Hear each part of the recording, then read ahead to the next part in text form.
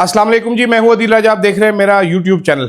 जनाबे वाला एक सेकंड मोबाइल उठा लें हम जरा अपना। 35 लाख वाला गेम सेट मैच चल रहा है, जैसे कि प्लान किया गया था एग्जैक्टली वैसे ही हो रहा है।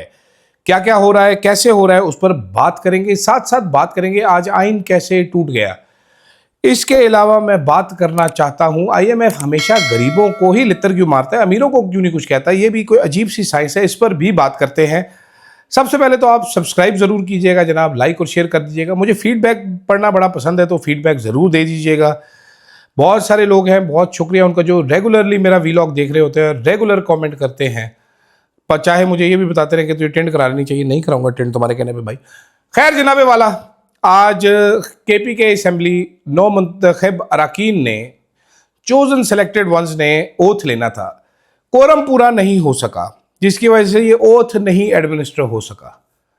उसके बाद क्या होता है, आज संडे का दिन है बाय द वे, याद रखिए। आप जब देख रहे हैं तो मंडे है, वैसे संडे का दिन था। तो जनाबे वाला चीफ इलेक्शन कमिश्नर साहब अचानक ही दफ्तर पहुंच जाते हैं। वो वहां पर जाके वो वही काम करते हैं जो जनाबे वाला उन्होंने कुछ अरसा पहले एक यूट्यूब चैनल पे जाके कमेंट किया होता है। ये एक साहब हैं जो सुप्रीम कोर्ट में सो मोटो कराने के लिए मशहूर थे। वो एक वीडियो कर रहे थे। ये सिकंदर सुल्तान राजा साहब का कमेंट है। ये आप नाम देखेंगे तो आपको नजर आ जाएगा, सिकंदर सुल्तान राजा। तस्वीर भी पहले इनकी लगी थी, इन्होंने चेंज की। इन्होंने कहा जी, if the speaker doesn't call the session then ECP will write to CG PHC who will nominate someone to administer the oath. ये इन्होंने पहले ही बता दिया था, ठीक है। इन्होंने कहा था जनाबे वाला कि अगर इन्होंने ओथ ना लिया तो मैं किसी बंदे को लगा दूंगा, लिखूंगा मैं चीफ जस्टिस को। ये 26वीं आईनी तरमीम के बाद वाले चीफ जस्टिस हैं पेशावर हाई कोर्ट के। सुना है ये एमल वली साहब के कोई रिश्तेदार भी हैं। दूसरे चीफ जस्टिस साहब जो सेंटर वाले हैं, उनके बारे में भी सुना है, वो भी किसी के रिश्तेदार हैं, इख्तियार वली साहब के शायद।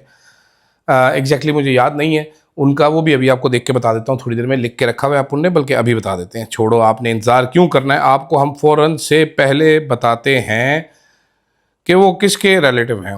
वो रिलेटिव हैं जी हैदर होती साहब के, अमीर हैदर होती साहब के होती है chief justice supreme high court, और पेशावर हाई कोर्ट रिलेटिव हैं एमल वली साहब के। दोनों ANP के हैं ये साहिबान। तो जनाबे वाला, जैसा उन्होंने दावा किया था सिकंदर सुल्तान राजा ने, 3 सिकंदर भी है, सुल्तान भी है, राजा भी है, वैसे ही ECP ने फ़ौरन से पहले पेशावर हाई कोर्ट के चीफ जस्टिस को एक ख़त कट मारा। ख़त उन्होंने कट मारा जी जनाब। उन्होंने ख़त कट मारने के बाद क्या हुआ, ख़त जैसे ही उन्होंने कट मारा, साथ ही जनाब जो पेशावर हाई कोर्ट के चीफ जस्टिस हैं, उन्होंने एक अगला ख़त कट मारा। ये काम कितनी स्पीड से होता आप ये देखिए। अगला कट मारा उन्होंने, अगला जो ख़त निकाल के मारा वो ख़त था कि जनाबे वाला गवर्नर साहब, I have the player of nominating governor KPK Faisal Karim Kundi साहब के, वो आए और वो ले ओथ इन अरकान से। कुंडी साहब फारिग ही बैठे हुए थे गवर्नर हाउस में, उन्होंने फ़ौरन से पहले 6 बजे ओथ ले लिया। सब कुछ हो गया जनाब, ये ओथ भी हो गया, ये भी हो गया, ये भी हो गया। तहरीक इंसाफ ने फिर उसके बाद एक प्रेस रिलीज जारी की। वो लीगल पोजीशन उन्होंने क्लियर कर दी और बड़ी सख्त पोजीशन उन्होंने ली, ठीक है।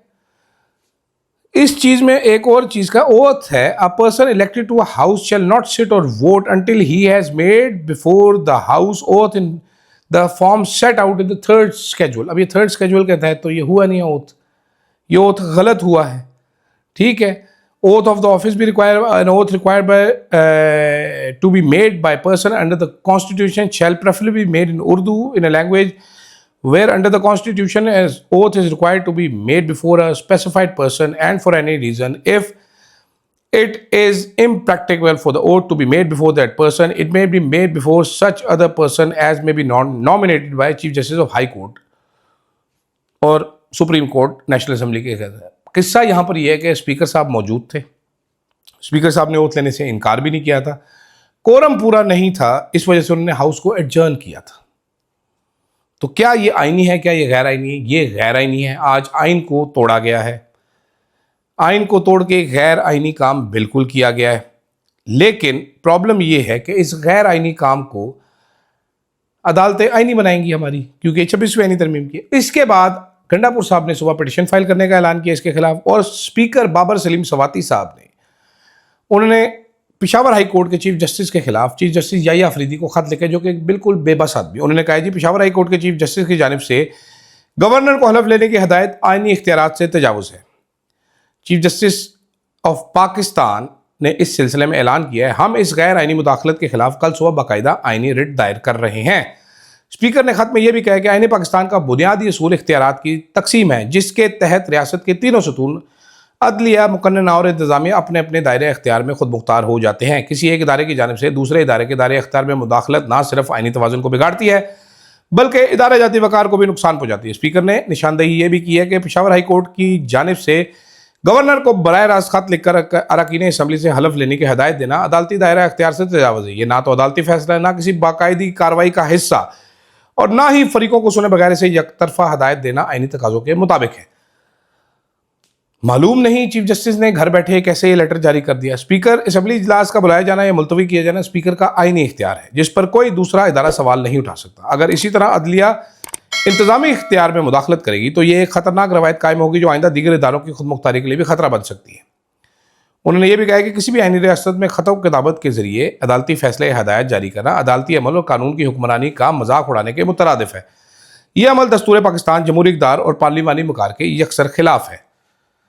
लेकिन होगा क्या, आप सबको भी पता है, मुझे भी पता है क्या होना है। अदालतें हमारी इंसाफ देने से कासिर हैं, अदालतें इसमें कुछ भी नहीं कर सकती। दूसरी तरफ गेमें बहुत ज़्यादा पड़ी हुई हैं। मैंने कुछ छानबीन की, अब वो एक वकार साहब थे, कोई एक और साहब थे जिनके बारे में कहा जा रहा था किसी मखसूस ग्रुप के नुमाइंदे हैं। वो दोनों नुमाइंदगान तो जनाब विड्रॉ कर चुके हैं। इरफान सलीम मरवत साहब जेनवन पुराने कारकुन हैं, मुझे बताया गया है, उनको समझा लिया जाएगा। आयशा बानो भी कारकुन है। खुर्रम ज़ीशान के बारे में मैंने एक साहब से पूछा केपी में, वो कहते हैं जनाबे वाला खुर्रम ज़ीशान साहब 9 मई के बाद के कारकुन हैं। शेर अफजल मरवत की रिकमेंडेशन थे। जो पुराने लोग हैं वो इनको नहीं जानते। अब मालूम नहीं, खुर्रम ज़ीशान साहब बड़ा सख्त बोलते हैं, बड़ा सख्त लिखते हैं, बड़े डटे हुए हैं। वो कहते हैं सारे वापस ले ले, मैं वापस नहीं लूँगा। मालूम नहीं किसके कहने पर कर रहे हैं, लेकिन नॉमिनी वो शेर अफजल मरवत साहब थे। इतनी इन्फॉर्मेशन आपको भी दे दो, बाकी देखते हैं सुबह क्या तमाशा बनता है, क्योंकि पाकिस्तान में तमाशा ही हमारी किस्मत है। जैसे मैंने सुबह वीलॉग में कहा था कि कॉइन काउंटर इंसर्जेंसी तो इस्तेमाल कर ली गई तहरीक इंसाफ के खिलाफ, मगर मगर मगर मगर अगर मगर से मियां मगरमच्छ लेजिटिमेसी क्राइसिस हल नहीं हो पा रहा, ना होगा। अमेरिका नामुराद लौटा था इराक से तबाही मचाने के बाद अफगानिस्तान से। यहाँ पर हमें सोचना पड़ेगा कि हमने कितना आगे जाना है, रुकना कब है।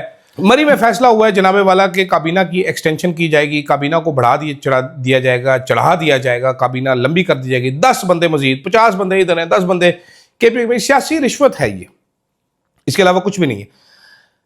मेरे ज़हन में ये देख के सवाल है कि शरीफ खानदान अपनी बका की जंग लड़ रहा है जनाब, वो रेलिवेंट रहना चाहते हैं, तो जाहिर बात है जो उनको मिलता है माजा गामा उसको वजीर बनाना मजबूरी बन गया है। IMF आता है, वो कहता है मईशत को हमने दुरुस्त करना है। वो मईशत को दुरुस्त सिर्फ गरीबों के लिए कर सकता है। मुझे ये नहीं समझ आई कि गरीब के लिए बिजली महंगी होगी। वो बिजली महंगी करने पे IMF कभी नहीं बोला। वो कहता है करो जी, पेट्रोल महंगा करो जी, गैस महंगी करो जी। जब लैंड क्रूजर सस्ती होती है IMF क्यों नहीं बोलता? जब कुत्तों के खाने के बिस्किट सस्ते होते हैं IMF क्यों नहीं बोलता? हुकूमत जब पागलपन की हद तक अपने अखराजात बढ़ा रही है, हुकूमत जब अल्ले तल्लों में पैसे उड़ा रही है, 2 नंबर किस्म के अंडरपास बना रही है, इलेक्ट्रिक स्कूटर बांट रही है, लैब्स ऑन व्हील्स बना रही है, स्कूल ऑन व्हील बन रहे हैं, अजीब और गरीब किस्म के कॉन्सेप्ट लेके आए जा रहे हैं जिनका प्रैक्टिकल कोई पाकिस्तान में वजह नहीं है। ठीक है, IMF क्यों नहीं उठता? मुझे कोई बंदा जरूर समझाए कि IMF ने खर्चे कम कराने हैं हुकूमत के, तो IMF इनको क्यों नहीं समझाता कि जनाब वजीर ना रखे। IMF कहता है रखे वजीर, लेकिन गरीब को तुन के रखे। आपको अगर समझ आए तो मुझे जरूर बताइएगा, क्योंकि मुझे समझ नहीं आ रही, इसकी कोई लॉजिक नहीं बनती, इसकी कोई तुक नहीं बनती। तुक्का ही लगाइए और मुझे बताइएगा जरूर, कमेंट में जरूर बताइएगा कि IMF सिर्फ गरीब दुश्मन क्यों है, या IMF को ये बताया जाता है कि जनाबे वाला इतना खर्चा हम करेंगे, ये हम गरीबों का खून निचोड़ के करेंगे, हमारी आशी में आप तंग करोगे तो नहीं भाई हम डिफॉल्ट कर देंगे, हम आपके पैसे वापस नहीं करेंगे। हमारी आशी को नहीं रोकना, हमारी अयाशी चलने दें आप। मालूम नहीं IMF क्या कहना चाहता है, क्या नहीं कहना चाहता, कैसे करना चाहता है, कैसे नहीं करना चाहता। I have no idea. सवाल मेरा ज़रूर है IMF वालों से कि भाई गरीब के दुश्मन क्यों हो? अमीरों से कुछ छीन लो, कोई बात नहीं, उनको फ़र्क नहीं पड़ता, उनसे आधी दौलत भी छीन लोगे तो वो अमीर रहेंगे। गरीबों के पास कुछ भी नहीं, उनसे 2 वक्त की रोटी क्यों छीनते हो? फीडबैक ज़रूर दीजिएगा। फिलहाल के लिए इतना, इजाज़त दीजिए। अल्लाह हाफिज़।